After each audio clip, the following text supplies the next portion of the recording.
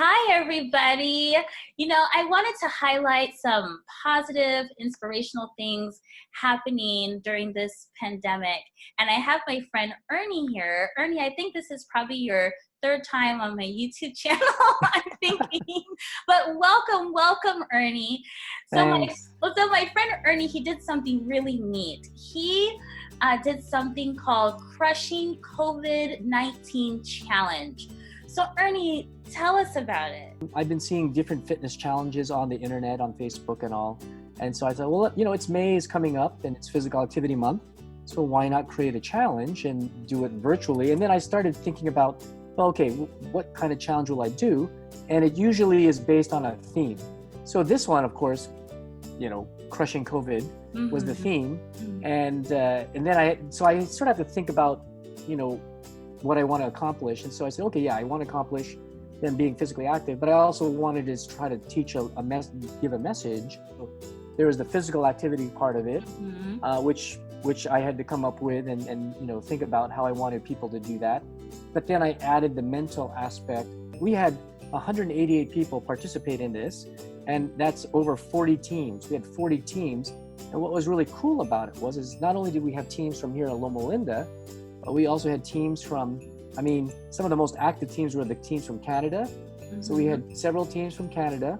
We had a team captain that was based in Costa Rica, but she had team members from 5 different time zones. So she had team members that were spread out herself. We had teams from Singapore. So they were always messaging me for information or clues or hints at like 11 o'clock at night because they're a day ahead, right?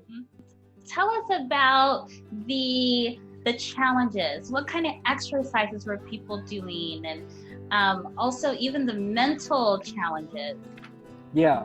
Well, we had the physical activity challenges were pretty easy to set up because we just had them. I just had people do what they could do. Like 1 week it was planking challenges, right? So they had the plank, and each day the time got bigger.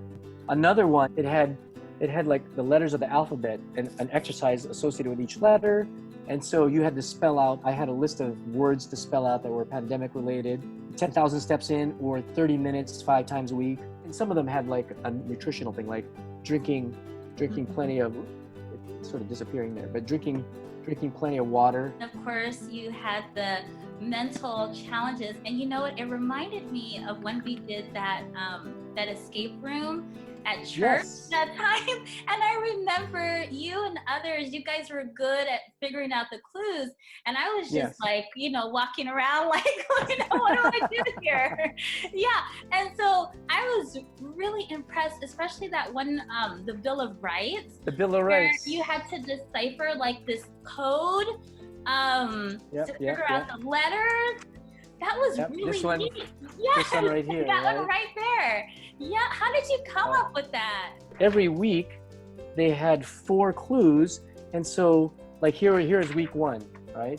Here's week 1, and so they had to figure out the 4 puzzles, and then if they got the right words, the right letters, then you could see here there were certain letters that had a square box around it. So at the very end, they put all those letters together and then they unscrambled them to make the ultimate answer to crushing COVID, which was healthy lifestyle. So knowing that I had to come up with like hand washing, right? That hand washing one was the very first one. And that was, that question was a chapter in the Bible, right? Where it was Pilate washing his hands, okay? Yeah. So they had to read the whole chapter and then sort of figure out, okay, what was pandemic related in that chapter, all right? So this one here, the Bill of Rights one, I already knew the word that I had to spell out, right? I knew the word that was the answer for that. So I just went through the Bill of Rights and I found the letters for that word. And then I said, okay, how can I give clues to somebody that would not make it too easy for them to figure out, at least initially, but would give them, that would be sort of systematic. And so when I was looking at that, I said, okay, I got these letters here. Well, they first need to know what line to go to, and then they need to know which word to go to, then they need to know which letter in that word. So that's sort of how it came about. I tried to make it like an escape room. That was the original intent, was what would be found in an escape room that I could do virtually like this.